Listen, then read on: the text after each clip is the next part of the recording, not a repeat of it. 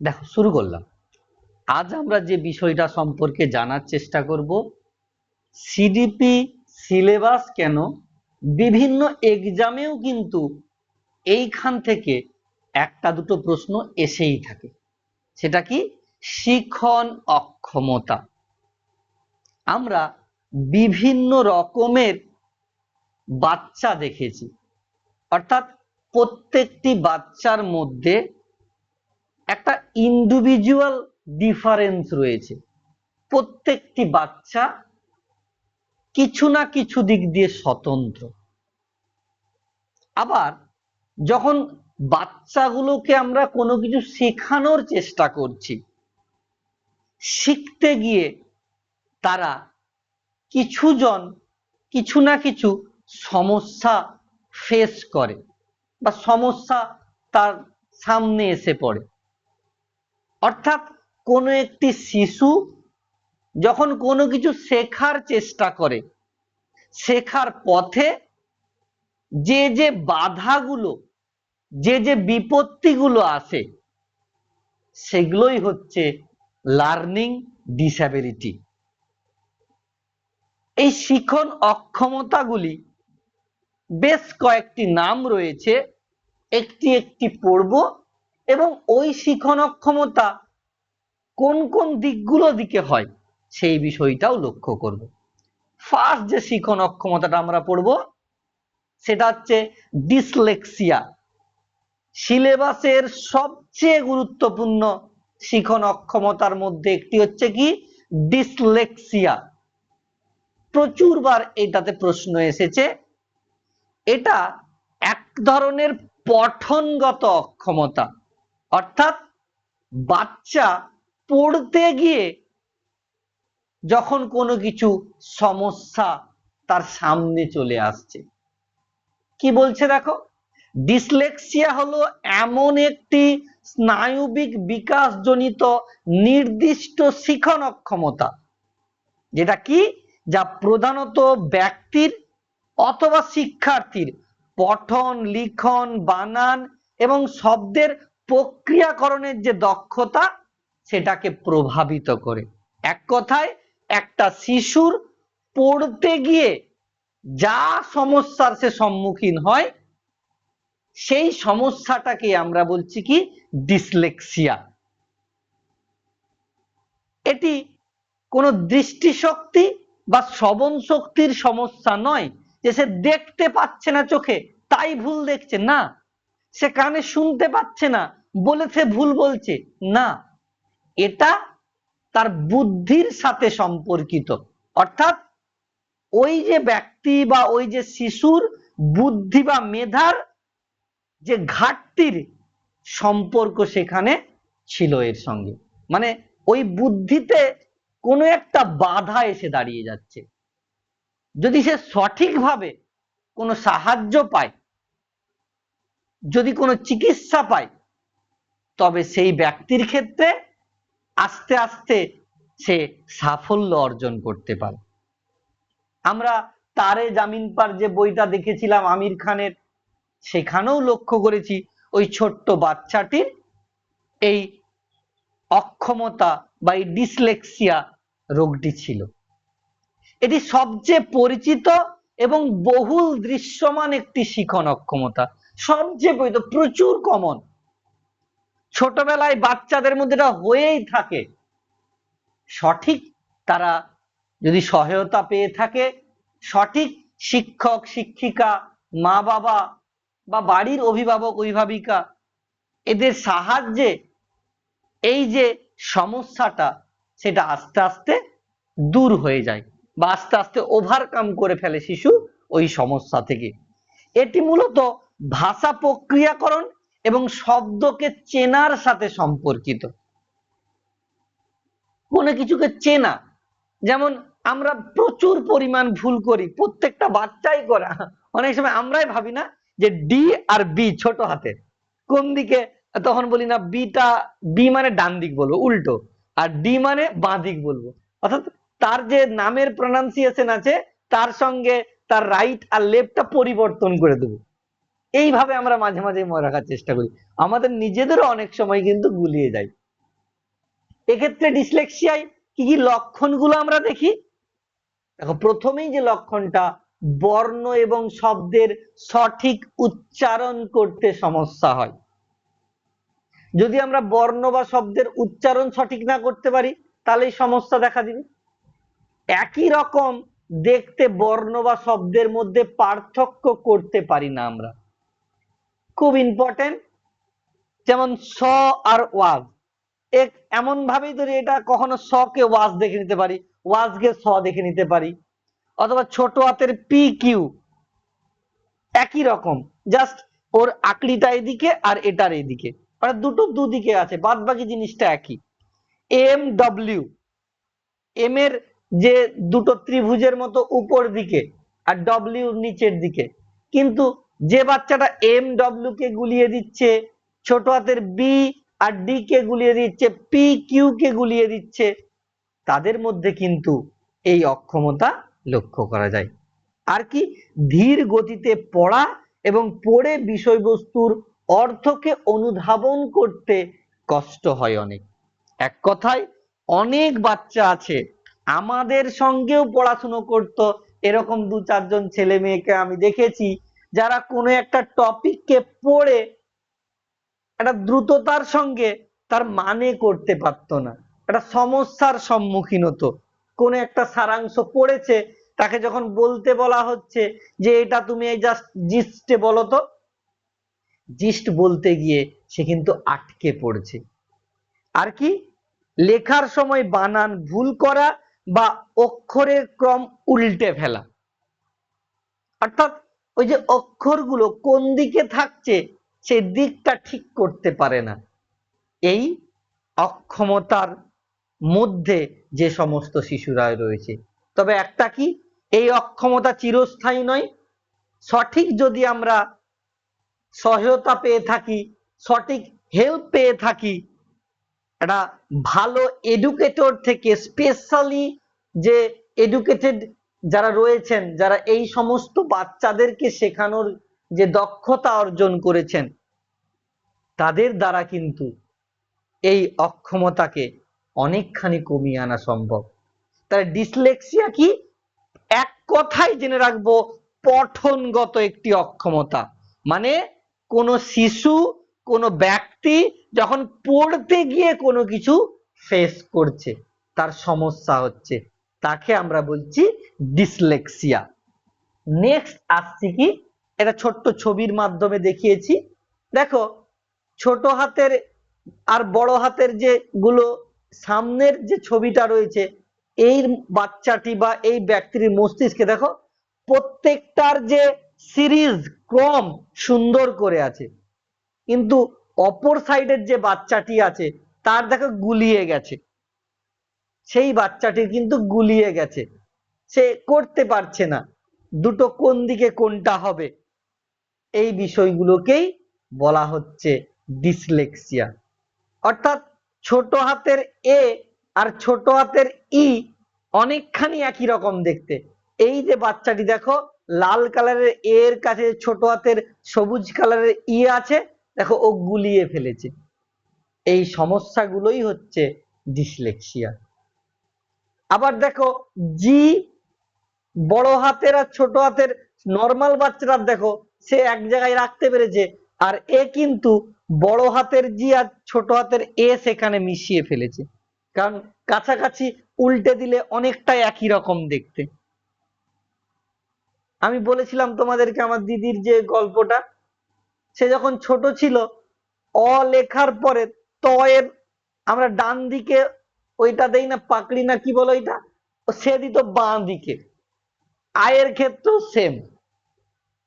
তো এগুলো এক ধরনের ডিসলেক্সিয়া। তার কি সারা সময় ছিল না, কয়েক বছর পরেই কিন্তু যখন সে সঠিকভাবে সাহায্য পেল, সহায়তা পেল, তখনই কিন্তু এটা কেটে যায়। তাই ডিসলেক্সিয়া বিষয়টা আমাদের ক্লিয়ার হলো। এরপরে আসছি ডিসগ্রাফিয়া। দেখো, গ্রাফিয়া মানে এক কথায় লিখতে গিয়ে সমস্যা, যে কোনো একটি শিশুর কোনো কিছু লিখতে গিয়ে যে সমস্যা ফেস করছে, যে সমস্যার সম্মুখীন হচ্ছে তাকে বলছে ডিসগ্রাফিয়া। ডিসগ্রাফিয়ার সংজ্ঞাতে কি বলা হচ্ছে? ডিসগ্রাফিয়া হলো একটি স্নায়বিক বিকাশজনিত নির্দিষ্ট শিখন অক্ষমতা, যেটা কি, যা প্রধানত ব্যক্তির লিখন দক্ষতা, তার হস্তাক্ষরের স্পষ্টতা, লেখার গতি এবং লিখিত রূপের মাধ্যমে মনের ভাব প্রকাশের ক্ষমতাকে প্রভাবিত করে। এক কথায় ছোট্ট করে যদি বলতে যাই, ওই বাচ্চাটি খুব একটা লিখতে পারে না, হাতের লেখা স্পষ্ট নয়, হাতের লেখা অনেকটা স্লো, এবং সে মনে যেটা ভাবছে সেটা সে লিখতে পারছে না। আমার ক্লাসে ছিল ক্লাস 9-এর একটি বাচ্চা, সে লিখতো, মনে হচ্ছে ধরো আমি আম খাবো, আমি ময় হস্যই লাস্টে লিখেছে, তারপরে যে একটু গ্যাপ, তারপরে আমের আ হবে, তার কিন্তু সব পরপর পরপর পরপর, তুমি বুঝতেই পারবে না যে কি লেখা আছে। মানে আ মহেশ্বই আ ম সব পরপর পরপর লেখা আছে, কোনো যে একটু ফাঁকা বা গ্যাপ দিতে হয় সেরকম কোনো কিছু নেই। আবার অনেক বাচ্চা আছে অনেক কিছু তার মনে ভাসছে, তার লিখিত রূপ দিতে পারছে না। এগুলো হচ্ছে কি? ডিসগ্রাফিয়া। ডিসগ্রাফিয়া ডিসলেক্সিয়ারই মতো, কিন্তু দৃষ্টিশক্তি বা যে মোটর স্কিল তার সঙ্গে সম্পর্কিত নয়। মূলত মস্তিষ্কের প্রক্রিয়াকরণ এবং সূক্ষ্ম পেশি সঞ্চালনের সমন্বয়, এ দুটোর অভাব। মানে মস্তিষ্কের মধ্যে কোনো তথ্যকে নিয়ে যে প্রক্রিয়াকরণ হয় এবং আমাদের ফাইন মোটর গুলো রয়েছে, ধরো আমরা দেখবে ছোট বাচ্চাকে যখন হাতে খড়ি ধরাবে, তোমরা অনেকেই মা রয়েছো, তোমরা দেখতে পাবে ছোট বাচ্চা পেন্সিলটাকে বা চকটাকে মুঠো করে ধরে, কিন্তু আমরা কি মুঠো করে ধরি? আমরা তিনটে আঙ্গুল দিয়ে, বিশেষ করে বৃদ্ধাঙ্গুলি, তর্জনী, মধ্যমা, এই তিনটে আঙ্গুল দিয়ে মেনলি আমরা পেনকে বা পেন্সিলকে বা যেটাই আমরা লেখি ওই খড়ি মাটিকে ধরি। কিন্তু ছোট বাচ্চাকে দেখবে সে কিন্তু পুরোটাকে মুঠো করে ধরবে। মানে কি, তার যে ফাইন মোটর সেগুলা ততটা এখনো ডেভেলপ করেনি, তার গ্রস মোটর গুলো অ্যাক্টিভ আছে, ফাইন মোটর গুলো এখনো অ্যাক্টিভ হয়নি। তাহলে এই বাচ্চাগুলোর যে বয়সে আছে তাতে ফাইন মোটর অ্যাক্টিভ হওয়ার কথা, কিন্তু ফাইন মোটর অ্যাক্টিভ হচ্ছে না, তখনই সে এই সমস্যাগুলো ফেস করছে। তাহলে কি, এই ডিসগ্রাফিয়া হচ্ছে এক কথায় এক ধরনের লিখন অক্ষমতা। এটি মূলত হাতের লেখা হোক, বানান হোক, অনেকেই বানান প্রচুর ভুল করে, সহজ সহজ বানান ভুল করে, নিজের ভাবনা চিন্তাকে লিখিত রূপ দিতে পারে না, সেই রকম একটি স্নায়ুবিক এবং শারীরিক অক্ষমতা, সেটাই হচ্ছে ডিসগ্রাফিয়া। কি দেখতে পাই? হাতের লেখায় মারাত্মক অস্পষ্টতা রয়েছে এবং অনিয়মিত, অর্থাৎ তার হাতের লেখার মধ্যে কোন রকম কোনো কিছু নেই। পেন্সিল বা কলম ধরার যে সঠিক গ্রিপ না থাকায়, বলছিলাম না, যেমন আমরা তিনটে আঙুলে কলম মানে কলমটায় গ্রিপ করে থাকি, ধরে থাকি, কিন্তু এরা সেটা পারে না। লিখতে গিয়ে একটু লিখার পরে হাঁপিয়ে পড়ে, ক্লান্ত, আর লেখার মতো সেরকম ইচ্ছা থাকে না। অক্ষরের যে আকার ছোট বড় হওয়া, প্রচুর বাচ্চা লেখে দেখা যায়, তো তাকে লিখতে দিচ্ছে ম্যাঙ্গো, MAN, বড় হাতের জি লিখে দিল, ছোট হাতের এ লিখে দিল, ও লিখে দিল, অথবা বড় হাতের এম লিখলো প্রথমেরটা, তারপরে এ লিখলো, এনটা ছোট হাতের না লিখে বড় হাতের লিখে দিল, ছোট বড় হাত মিলিয়ে দিল। অথবা যে বাংলা ভাষার ক্ষেত্রে সাধু চলিত উল্টাপাল্টা করে দিল, অথবা যে হস্যই দীর্ঘির যে ব্যাপার আছে সেগুলো উল্টাপাল্টা করে দিল, এই সমস্যা হয়। লাইন সোজা না থাকা, একটা ধরেছে হয়তো লেফটের একদম টপে, শেষ হবে রাইটের মিডিলে গিয়ে তার হাতের লেখা, এবং সেটা মনে হচ্ছে যেন সেই মিয়েন্ডারিং ওয়েতে, যেমন সাপের মতো এঁকে বেঁকে চলে যাচ্ছে, এরকম সমস্যাগুলো দেখা দেয়। আর কি, শব্দ অক্ষরের মাঝে অস্বাভাবিক ফাঁকা, এটা আমি একটু আগে বলছিলাম যে এই বাচ্চাগুলো জানেই না কোন লেখাটার পরে কতটা গ্যাপ দিতে হবে। এই যে একটু আগে বলছিলাম আমি আম খাবো, আমির পরে গ্যাপ দিতে হবে, দেখলে সে লিখে আ লিখে গ্যাপ দিয়ে দিচ্ছে, দিয়ে মহস্যই আমও করে দিচ্ছে। এইরকম সমস্যাগুলো কিন্তু দেখা দিতে পারে। অর্থাৎ এরা শব্দ বা অক্ষরের মাঝে যে গ্যাপটা থাকা হয় সেই গ্যাপটা ঠিকঠাক ভাবে দিতে পারে না। আর কি ব্যাকরণগত ভুল করে, এই যে একটু আগে বললাম হর্ষই দীর্ঘির ব্যাপার রয়েছে যেগুলো, বা জ ফলাগুলো র ফলাগুলো, বা ব্যাকরণগত যে বিষয়গুলো, সেগুলো কিন্তু এর সমস্যা হয়। আর কি বাক্য গঠনের যে গঠন কাঠামো এরা সঠিক বজায় রাখতে পারে না। একটা ছোট্ট ছবির মাধ্যমে আমরা দেখি জিনিসটাকে। এই দেখো একটি বাচ্চার হাতের লেখা, যেটি হচ্ছে 13 বছরের বাচ্চা, 13 ইয়ার্স ওল্ড। এই বাচ্চাটির লেখা, হাতের লেখার মধ্যে কোন রকম কোনো কিছু নাই, তুমি নিজেই ঠিক করে পড়তে পারবে না অ্যাকচুয়ালি কি লিখেছে। এখানে যতটুকু লেখাটা একটু বোঝা যাচ্ছে সেটা হচ্ছে আর্থ, এ আর্থ লিখেছে, তারপরে কি লিখেছে আর কোনো বোঝা যাচ্ছে না। কিছুক্ষণ পর লেখা আছে ইজ, তারপরে মনে হচ্ছে ওখানে হোয়েন হবে দা আর্থ, এটা আর্থকোয়েক লিখেছে, আমি নিজেই বুঝতে পারছি না কি লিখেছে। A earthquake is when the earth shake, দেখো স্পেলিং মিস্টেক করেছে, সেক্স মানে নাড়ানো, যেটা এখানে টু প্লেটস আছে, ঠিক আছে, টু প্লেটস এর জায়গায় এখানে টুটা 2 লিখে দিয়েছে, ঠিক আছে। প্লেট হিটস, এখানে প্লেটস বানানটা পিএলএ টি এস করে দিয়েছে, ইটা তার উঠে গেছে। এই রকম ভাবে তার কিন্তু বানানের মধ্যে না কোনো গ্যাপ রয়েছে, না কোনো সঠিক রয়েছে, বানান প্রচন্ড ভুল রয়েছে, ঠিক আছে। সুনামি, সুনামি সে কেমন একটা ভাষাতে লিখেছে নিজেরাই বুঝতে পারবো না, এস ডবল ও দিয়েছে, এনটা বড় হাতের দিয়েছে, N A M E S, অর্থাৎ বানানে মারাত্মক ভুল আছে। ভাবনা চিন্তা করো, 13 বছরের একটি কোনো বাচ্চার এটি হচ্ছে হাতের লেখা। 13 বছরের বাচ্চা মানে তোমরা জানো 6 7 13, যত কম করলেও সে 7 বা 8 এ পড়ে। 7 বা 8 এ পড়া একটি ছেলে বা মেয়ের হাতের লেখা এতটা অস্পষ্ট, এবং লেখার মধ্যে যে মাত্রা থাকা উচিত, তোমরা দেখতে পাচ্ছ যে এটা একটা ইংলিশ রুলড পেজ আছে, এখানে এইচ বলি, জি বলি, টি বলি, পি বলি, প্রত্যেকটা নির্দিষ্ট যে ওঠা নামা হয় এর মাত্রাগুলো এখানে কোনোটাই মেনটেন হয়নি। অর্থাৎ এই বাচ্চাটি যে লিখন অক্ষমতার মধ্যে রয়েছে তাকে আমরা ডিসগ্রাফিয়া বলছি। আশা রাখছি বিষয়টা একটু ক্লিয়ার হয়েছে। এরপরে আসছি ডিসক্যালকুলিয়া। এক কথায় কোন শিশুর যখন গাণিতিক কোনো সমাধানে গিয়ে সে সমস্যা হয়, অর্থাৎ গাণিতিক বিষয়গত অক্ষমতায় হচ্ছে ডিসক্যালকুলিয়া। ক্যালকুলেশন মানে গণনা টননা ব্যাপারগুলো আছে, অর্থাৎ ডিসক্যালকুলিয়া হলো এমন একটি স্নায়বিক যে বিকাশজনিত নির্দিষ্ট শিখন অক্ষমতা, যা ব্যক্তির গাণিতিক যে ধারণা তাকে বোঝা, সংখ্যার প্রক্রিয়াকরণ করা, হিসাব নিকাশ করা, অথবা গাণিতিক যুক্তি প্রয়োগের ক্ষেত্রে তার যথেষ্ট যে ক্ষমতা থাকা উচিত সেটা নেই, সেই ক্ষমতাকে প্রভাবিত করবে।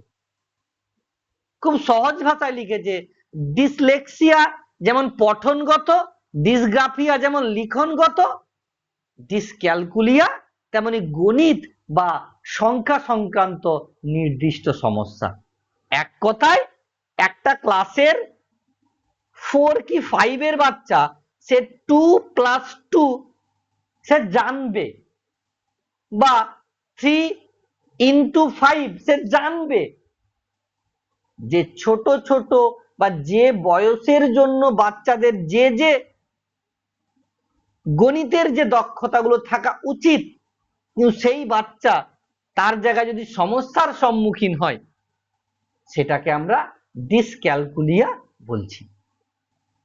বলছে দেখো অন্য সব বিষয় মেধাবী হওয়া সত্ত্বেও এই সমস্যায় আক্রান্ত ব্যক্তির যে মৌলিক গাণিতিক হিসাব বা সংখ্যার যে স্বাভাবিক সম্পর্ক বুঝতে চরম পরিস্থিতির সম্মুখীন হয়।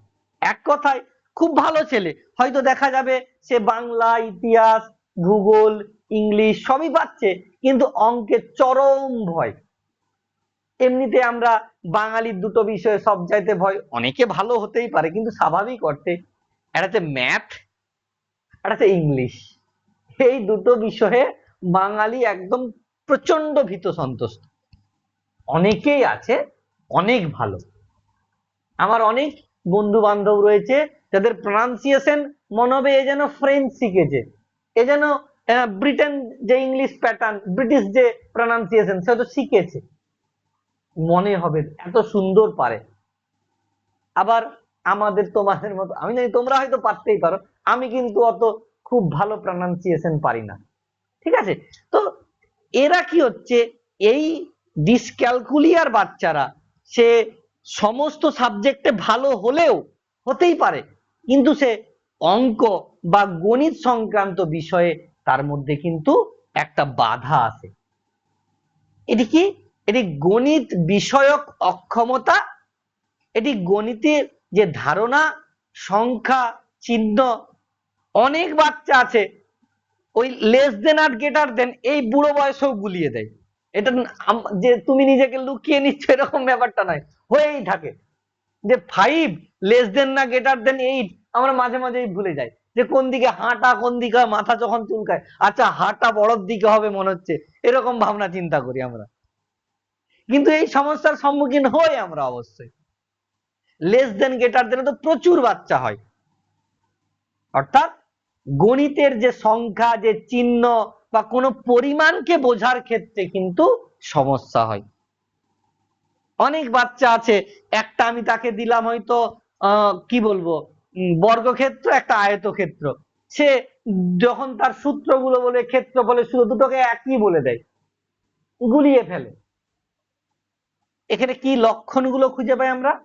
যেমন সংখ্যার মান এবং তাদের যে মধ্যেকারের সম্পর্ক সেটাকে বুঝতে পারে না। যেমন এখানে লিখেছে 5 বড় নাকি 8 বড়, এই নিয়েই তার টেনশন লেগে যায়, এই নিয়েই সে সমস্যা ফেস করে। যেমন একটু আগে বললাম যে চিহ্নটা লেস দেন, গাণিতিক চিহ্ন প্লাস মাইনাস ইনটু ডিভাইড মানে যোগ বিয়োগ গুণ ভাগ, এই চিহ্নগুলোকে চিনতে ভুল করে দেয়, অনেক সময় প্রয়োগ করতেও ভুল করে দেয়। অনেক বাচ্চাই ওই যে আমরা বডমাস রুলটা পড়ি, ঠিক আছে, ওই ব্র্যাকেট, ঠিক আছে, পরপর পরপর যে তারপরে তোমার ও মানে অফ থাকছে, পরপর যেগুলো থাকছে সেই জিনিসগুলো কিন্তু বাচ্চারা ভুল করে দেয়। অর্থাৎ গণিতের চিহ্ন এবং তার প্রয়োগে ভুল করা। অনেক সময় দিল কোন রকম ব্যাকের দিল না, 2 + 4 ভাজিত 2 + 2, অনেক সময় আগে ভাগটা না করে অনেক আগে যোগটা করে নিতে পারে, তাহলে কিন্তু উত্তর ভুল চলে আসবে। কারণ আমরা জানি আগে ভাগ হয়, ভাগ তারপরে গুণ তারপরে যোগ বিয়োগ একসাথে। তো এই যে কোন গাণিতিক যে চিহ্নগুলো রয়েছে তাকে সঠিকভাবে চিনতে পারা এবং প্রয়োগ করতে পারার ক্ষেত্রে সমস্যা ফেস করে এরা। টাকা পয়সার হিসাব, ঘড়ি দেখার সময়, দিক নির্ণয় করার সময়, পকেটে খুচরার হিসাব রাখতে কিন্তু খুব কষ্ট। ঘড়ি দেখবার সময় তো প্রচুর বাচ্চা কিন্তু অনেক সময় ভুল করে, আর দিক নির্ণয়ে অনেক বাচ্চারই কিন্তু সমস্যা দেখা দেয়, কোন দিকটা কি দিক তারা গুলিয়ে ফেলে। ওই যে তোমার যে ডান দিকটা বইয়ের কিন্তু বাঁ দিক হবে, মানে ইস্ট হবে, অনেক বাচ্চা কিন্তু এগুলোকে গুলিয়ে ফেলে। আর কি গাণিতিক সূত্র এবং নামতা, যেমন আমি আমার যে ছোট বাচ্চাকে পড়িয়েছিলাম, আমি প্রায় তাকে 17 পর্যন্ত নামতা পড়িয়েছি। এখন সে ক্লাস 7-এ পড়ছে, তাকে আর আমার সেরকম পড়ানো হয়নি, কখনো কখনো দেখা হলে তখন জিজ্ঞাসা করি, সে 3, 5, 7 এই নামতাগুলোই ভুলে গেছে। অর্থাৎ সে যতক্ষণ পড়েছে তার মনে ছিল, তারপরে তার সেই যে চলে গেছে আর আসেনি। গাণিতিক সূত্র হতে পারে, নামতা হতে পারে, সেগুলো কিন্তু এই বাচ্চাদের কিন্তু প্রচন্ড গুলিয়ে যায়। এ প্লাস বি এর হোল স্কোয়ারের সূত্র আর এ স্কোয়ার প্লাস বি স্কোয়ারের সূত্র প্রচুর বাচ্চা গুলিয়ে ফেলে। আমরা যারা অনেক দিন অঙ্ক ছেড়ে এসেছি আমরাও অনেক ক্ষেত্রে গুলিয়ে ফেলি। তাহলে এটাকে আমরা বলছি ডিসক্যালকুলিয়া। দেখো, এবারে অনেকে রাগ করবে না যে স্যার আপনি দুটোই ছবি দিয়েছেন মেয়ের, ছেলেদেরও হতে পারে, আমি বলছি না যে এরকম ব্যাপারটা। আমার কাছে আমি অনেক চেষ্টা করছিলাম যে ছেলে মেয়ে একসঙ্গে পাশাপাশি দুটো ছবি রাখবো, সেরকম কোনো ভালো ছবি পেলাম না। অনেকে ভাবতে পারে স্যার আমাদেরকে ম্যাথে খারাপ বলে আপনি, এরকম কোনো কিন্তু কিছু নেই, ঠিক আছে। এক্ষেত্রে দেখো, এই যে একটি বাচ্চা আছে তার সামনে ম্যাথ এমন ভাবে গোল করে ঘুরছে, সে ম্যাথের চাপেই কিন্তু ঘুমিয়ে পড়েছে। দেখো সহজ সহজ 1+3 করতে পারছে না সে, 1+1 করতে পারছে না সে, ঠিক আছে, 8×9 করতে পারছে না সে। অর্থাৎ যোগ বিয়োগ গুণ ভাগ এর সমস্ত যে গুলো রয়েছে সেগুলো সে কিন্তু পারছে না। অঙ্ক বই খুললেই তার টেনশন লেগে যায় আমি কি করব না করব। না, জেন্ডার স্টেরিওটাইপ কিন্তু নয়, কখনোই না। আমি আগেই বলে দিয়েছি যে যে ছবিগুলো অনলাইনে ছিল তার মধ্যে এটি যে ছবি দিয়ে একটু ঠিকঠাক ভাবে বোঝানো যাচ্ছিল, না হলে যে ছবিগুলো ছিল সেরকম একটা ছিল না। এটাকে আমরা জেন্ডার স্টেরিওটাইপ বলবো না, হয়তো ছবিটা দেখে মনে হতে পারে। আমি জাস্ট বলেছি যে যে সমস্ত বাচ্চারা গাণিতিক সমস্যার সম্মুখীন হয়, আমি নিজে গাণিতিক সমস্যার সম্মুখীন হই অনেক ক্ষেত্রে, ঠিক আছে। যদিও যে গ্রুপ সি এক্সামটা দিয়েছিলাম আমি জানি না 19টা ম্যাথ ঠিক করে দিয়েছিলাম 20টার মধ্যে কি করে, কিন্তু আমি ম্যাথে কিন্তু প্রচন্ড ভয় পাই, এক সত্যি কথা বলতে। মাধ্যমিকও আমি খুব ভালো পাইনি। তো নর্মাল ক্ষেত্রে কি হয় যে মেয়েরা ম্যাথ পায় না এমনটা নয়। আমার যে বান্ধবী ছিল প্রিয়াঙ্কা, কি নামটা, সরকার, সে আমাদের পাশের স্কুলে ফার্স্ট ছিল, আমি আমাদের স্কুলে ফার্স্ট ছিলাম, সে তাদের স্কুলে ফার্স্ট ছিল। সে ম্যাথে খুব ভালো, আমি কিন্তু ম্যাথে খুব ভালো নই। হতেই পারে, না হওয়ার কিছুই নয়। এটা জেন্ডার স্টেরিওটাইপের মধ্যে আনবো না, কেমন, ছবি ভালো ছিল না, গুগল জেন্ডার স্টেরিওটাইপ করেছে, ঠিক আছে। তো এক্ষেত্রে বাচ্চা ম্যাথামেটিক্যাল যে কাজগুলো হয় সেক্ষেত্রে সমস্যা ফেস করে। এরপর আসছি আমরা ডিসপ্র্যাক্সিয়া। আগের তিনটাই কিন্তু মেন, তোমরা যাতে আরেকটু জানতে পারো তাই বিষয়টা আমি বুঝিয়েছি। এটা কিন্তু শিখনের সঙ্গে, যে পাঠ্য বইয়ের সঙ্গে তার সঙ্গে সম্পর্কিত নয়। এটা হচ্ছে বাচ্চার যে ফাইন মোটর স্কিল তার ক্ষেত্রে সমন্বয় সমস্যা। মানে একটা ছোট বাচ্চা যে বয়সে জুতো বাঁধতে পারা উচিত সে বাঁধতে পারছে না। তুমি নিজের মাথা নিজে কম, মানে চিরুনি করতে পারছো না, তুমি সোজা আর উল্টা দিকে জুতা পরে নিচ্ছ, একটা কাগজকে তুমি সোজা করে কাটতে পারছো না, এইটা পড়ে যাবে ডিসপ্র্যাক্সিয়া। এটা নাম রয়েছে যেটা চিকিৎসা বিজ্ঞানে বলা হয় ডিসিডি, ডেভেলপমেন্টাল কোঅর্ডিনেশন ডিসঅর্ডার। মানে সে এমন ভাবে তার কাজগুলো রয়েছে যে কাজগুলোর মধ্যে সে সমন্বয় করতে পারছে না। জুতোর ফিতা সে উল্টো পাল্টা করে ফেলছে, অনেকে দেখে শু লেস বাঁধতে গিয়ে যেমন ঘাম বেরিয়ে যায়, প্রচুর বাচ্চা আছে শু লেস ঠিক করে বাঁধতে পারে না, সেটা হচ্ছে ডিসপ্র্যাক্সিয়া। সহজ ভাষায় কি বলেছে, ডিসপ্র্যাক্সিয়ায় আক্রান্ত ব্যক্তিদের বুদ্ধিমত্তা একবারেই স্বাভাবিক থাকে, কিন্তু তাদের মস্তিষ্ক কোনো শরীরের কাজ, যেমন লাফানো, কোনো বলকে ক্যাচ ধরা বা পেন্সিলকে ভালোভাবে ধরা, অনেক ক্ষেত্রে উচ্চারণকে স্পষ্ট করতেও কিন্তু তাদের সমস্যা হয়। সঠিকভাবে পরিকল্পনা করে পেশিগুলিকে নির্দেশ দিতে পারে না এরা। একে অনেক সময় কি বলে, ক্ল্যামজি চাইল্ড সিনড্রোম। ক্ল্যামজি চাইল্ড সিনড্রোম, মনে রাখবে এই টার্মটা পড়েছে অনেক সময়, যে ডিসপ্র্যাক্সিয়াকে অন্য নামে কিভাবে বলা হয়, ডেভেলপমেন্টাল কোঅর্ডিনেশন ডিসঅর্ডার প্লাস একে ক্লামজি চাইল্ড সিনড্রোমও বলা হয়। এটি এক কথায় কোন কাজ করতে গিয়ে সমস্যা, তাই লিখে দেখো মোটর সমন্বয়ের অক্ষমতা বা হীনতা বলতে পারি। যদিও এটি সরাসরি পাঠ্য বইয়ের সঙ্গে সম্পর্কিত নয়, তবে এটি পেশির সূক্ষ্ম সঞ্চালন এবং শরীরের ভারসাম্যের সাথে যুক্ত, যা শিখনের বড় বাধা তৈরি করে। কারণ এক কথায় আমি যদি আমার ফাইন মোটর স্কিল ডেভেলপ না করতে পারি, আমার শিখনের ক্ষেত্রে অনেক সমস্যা দেখাইতে পারে। তাই এটাকে আমরা এনেছি। যেমন কি কি কি লক্ষণ থাকে এই বাচ্চাগুলোর?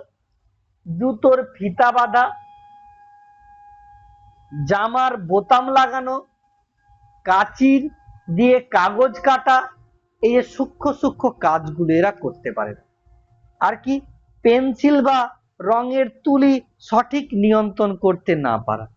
এবং অনেক বাচ্চাকে আমরা ছোটবেলায় একটা ছবি এঁকে দিয়ে তার মধ্যে রং দেওয়ার চেষ্টা করাই এবং বলি যত কম বেরোবে ওই দাগের বাইরে তত তুমি ভালো লিখতে পারবে, মানে ভালো লিখেছো বা ভালো রং করেছো। বাচ্চাদেরকে ছোটবেলায় শিখায় বিভিন্ন স্কুলগুলোতে, ওই এলকেজি বা ইউকেজি এরকম গুলোতে, ঠিক আছে? তো অর্থাৎ কি, এই বাচ্চাগুলো ওই যে রং দেওয়াটা সেখানে সমস্যা ফেস করে। আর কি? ভারসাম্য বজায় রাখতে না পারা, কারণে অকারণে পড়ে যাওয়া, চলতে চলতে মাঝে মাঝেই হোঁচট খায়। অনেক বাচ্চা রয়েছে একটু চলা পরে এই পড়ে যায় সেই পড়ে যায়, ঠিক আছে? আর কি? কোনো বস্তুর সাথে ধাক্কা খাওয়া, মাঝে মাঝেই দেখা যাবে মাথা ফাটিয়ে নিয়েছে, পায়ের আঙুল ফাটিয়ে নিয়েছে। আমরা হাঁটতে হাঁটতে দেখবে মাঝে মাঝেই মনে হচ্ছে যেন টেবিলটা আমাদের পায়ে এসে ঠুকা হয়ে যাচ্ছে, এমনই মাঝে মাঝে আমাদের ঠোকা হয় টেবিলের পায়ে, বেশ করে আমাদের যে ছোট পায়ের নখ আঙুলটা আর কি, যেটা আমাদের কনিষ্ঠা, আমি জানি না পায়ের আঙুলে কনিষ্ঠা বলে কিনা। তো এই সমস্যাগুলো ফেস করবে এই বাচ্চাগুলো। এরপরে কি আছে? ডিসপ্র্যাক্সিয়া। দেখো একটা ছোট্ট ছবি দিয়ে দিয়েছি আমি। তারা বিভিন্ন রকমের যে কাজগুলো, তাতে সমস্যা হতে পারে। সে বলকে নিয়ে খেলা হতে পারে, দৌড়ানো হতে পারে, ঠিক আছে? বা নিজের জামা কাপড়কে গোছ করতে গিয়ে সমস্যা, মানে জামা কাপড়কে অর্গানাইজ ভাবে রাখানো, ঠিক আছে? ফ্রেন্ডদের সাথে মিশা, এক্ষেত্রেও সমস্যা দেখা দিতে পারে, ঠিক আছে? অর্থাৎ এদের যে ফাইন মোটর, সেই ফাইন মোটর কিন্তু ততটাও অ্যাক্টিভ হতে পারেনি। এই ধরনের প্রবলেম গুলোকে আমরা কি বলছি? ডিসপ্র্যাক্সিয়া বা ডেভেলপমেন্টাল কোঅর্ডিনেশন ডিসঅর্ডার। এরপরে আছি এপিডি, অডিটরি প্রসেসিং ডিসঅর্ডার। এক কথায় শ্রবণের সময় আমরা যে শব্দগুলো পাচ্ছি তার প্রক্রিয়া করতে সমস্যা, সেই ধরনের যে ডিসঅর্ডার তাকে বলছে অডিটরি প্রসেসিং ডিসঅর্ডার। মানে এক্ষেত্রে কানে শোনার ক্ষমতা ঠিকঠাক আছে, কিন্তু কান থেকে মস্তিষ্কে বার্তা পৌঁছানোর পর মস্তিষ্ক শব্দগুলোকে সঠিক আলাদাভাবে, সম্পূর্ণভাবে আলাদাভাবে বিশ্লেষণ করতে পারছে না। অর্থাৎ তুমি কানে শুনতে পাচ্ছ ঠিকই, কিন্তু কি শুনছো ঠিক গুলিয়ে যাচ্ছে। এরকম একটা রোগকে বা এরকম একটা সমস্যাকে আমরা বলছি কি? Auditory processing disorder. এই রোগের বা এই সমস্যার সম্মুখীনে কি লক্ষণ দেখা দিতে পারে? গোলমাল বা শব্দময় পরিবেশে কারোর কথা স্পষ্ট শুনতে না পাওয়া প্রচুর হয় আমাদের। অর্থাৎ অনেক শব্দ এসে আমাদের যে শব্দটা দরকার, যেটা আমার প্রয়োজনীয়, সেই শব্দটা কিন্তু মনে যেন কোথাও মিশিয়ে যাচ্ছে, সেই সমস্যায়। মুখ বলতে মুখে দেওয়া একাধিক ধারাবাহিক নির্দেশ মনে রাখতে কষ্ট হয়। যখন আমরা কোনো কিছু মুখে পরপর বলে দিচ্ছি, 1 কেজি চাল আনবি, 500 এই আনবি, 250 আলু আনবি, তোমার মা তোমার একটা বিরাট বড় ফটো দিয়ে দিয়েছে, দোকানে গিয়ে সব ভুলে গেছে, ঠিক আছে? এই সমস্যাগুলো হয়। আর কি? একই রকম উচ্চারণে শব্দের পার্থক্য করতে না পারা। তুমি কি শুনতে পাচ্ছ? দিন বলছে না 3 বলছে, তোমার মাথা ঠিক কাজ করতে পারছে না, তুমি কানে শুনতে পাও কিন্তু। এই ধরনের সমস্যাগুলোকে আমরা কি বলছি? Auditory processing disorder. যেক্ষেত্রে কানে আমরা সঠিক শুনতে পাই, কিন্তু যে শব্দটা আসছে মস্তিষ্কে সেটাকে ঠিকঠাক ভাবে প্রসেস করতে না পারার জন্য, মানে শব্দকে ঠিক করে প্রসেস করতে না পারার জন্য সেটার অর্থটা পুরোপুরি পরিবর্তন হয়ে যাচ্ছে, ঠিক আছে? আমরা অনেক সময় ছোটবেলায় পড়তাম না যে সমচ্চায়িত ভিন্নার্থক শব্দ, একই উচ্চারণ কিন্তু আলাদা আলাদা তার মানে। তো এটা কি একই শুনতে পাচ্ছি বিষয়টা, যে আমার মাথা যে শব্দটা কান দিল আমাকে, সেটা সমস্যা হয়ে যাচ্ছে তাকে প্রসেস করতে, যে কি শুনলাম।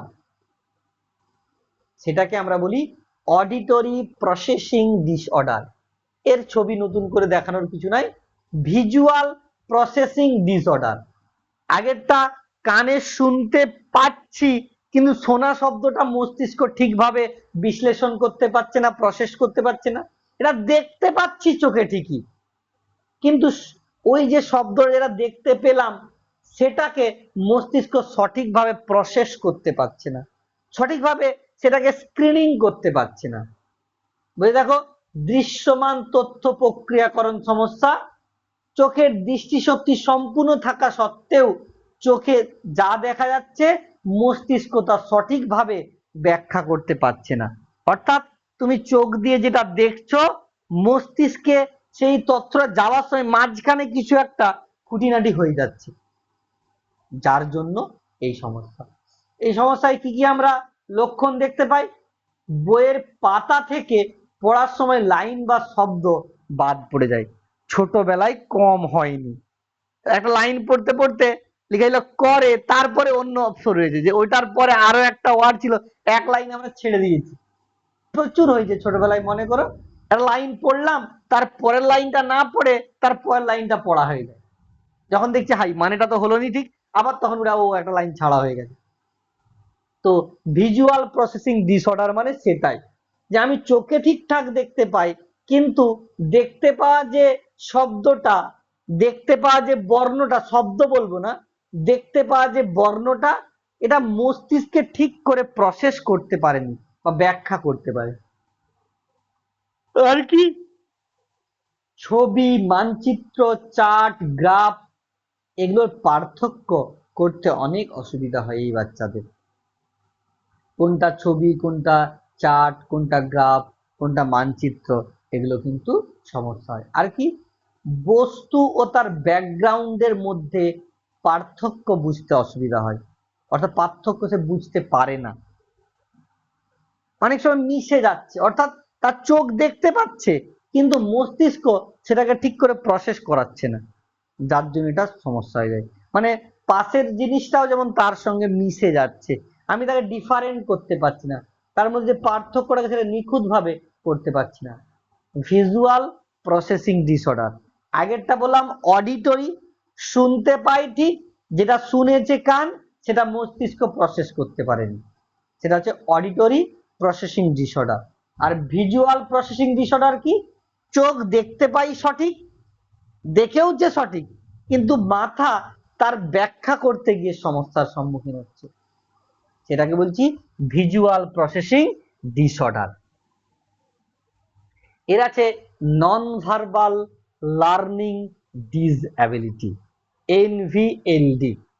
এটা হচ্ছে অমৌখিক যে লিখন অক্ষমতা, অর্থাৎ আমরা যে নন ভার্বাল অ্যাক্টিভিটি গুলো করি, অর্থাৎ তোমার এক্সপ্রেশন, গেস্টার, পশ্চার, ঠিক আছে, সাইন ল্যাঙ্গুয়েজ, এগুলোকে বুঝতে গিয়ে অসুবিধা হয়। নন ভার্বাল লার্নিং ডিসএবিলিটি মানে এই বাচ্চাগুলো যে নন ভার্বাল অ্যাক্টিভিটি গুলো রয়েছে, অর্থাৎ গেস্টার, পশ্চার, হতে পারে সাইন ল্যাঙ্গুয়েজ, ঠিক আছে, ফেসিয়াল এক্সপ্রেশন, এই যে ব্যাপারগুলো সে ঠিকঠাক করে প্রসেস করতে পারছে না। এই ধরনের শিশুরা কথা বলা বা ভাষা ব্যবহারের দক্ষ, কিন্তু দেহের ভাষা, সামাজিক আচরণ এবং স্থানিক ধারণা বুঝতে কিন্তু সমস্যার সম্মুখীন হয়। অর্থাৎ সামনের যে ব্যক্তি রয়েছে সেই ব্যক্তির কি ফেসিয়াল এক্সপ্রেশন রয়েছে, তার মুখের কি ভঙ্গিমা রয়েছে, তার বডি ল্যাঙ্গুয়েজ কি রয়েছে, সেইটা সে বুঝতে পারে না। অর্থাৎ এতে কি লক্ষণ দেখতে পাই আমরা? মানুষের মুখের অভিব্যক্তি, গলার স্বর, দেহের যে ভাষা দেখে মনের ভাব বুঝতে পারছে না এই বাচ্চাগুলো। রূপক বা উপমা না বুঝে কথাকে হুবহু আক্ষরিক অর্থে গ্রহণ করা অনেক বাচ্চা করে। যখন কোনো কিছুকে আমরা একটা ব্যঙ্গাত্মক বা রূপক অর্থে ব্যবহার করি, অনেকে সেটাকে নর্মাল ভাবে নিয়ে নেয়। এই সমস্যাগুলো কিন্তু ফেস করে এই ধরনের বাচ্চাগুলো। নতুন পরিবেশে খাপ খাইয়ে নিতে হোক বা সামাজিক যে যোগাযোগ রক্ষা করা হোক, সেক্ষেত্রে কিন্তু এই বাচ্চাগুলো সমস্যা ফেস করে।